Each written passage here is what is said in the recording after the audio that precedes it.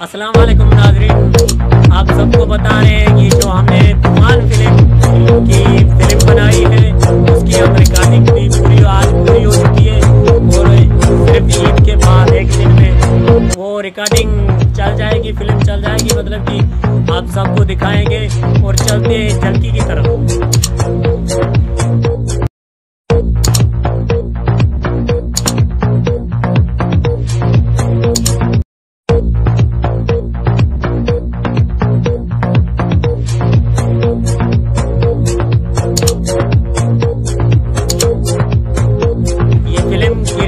देखना मत भूलिए। तूफान फिल्म रिलीज हो चुकी है, सुबह ईद के बाद एक दिन में वो फिल्म रिकॉर्डिंग चल जाएगी। फिल्म की रिकॉर्डिंग मत भूलिए।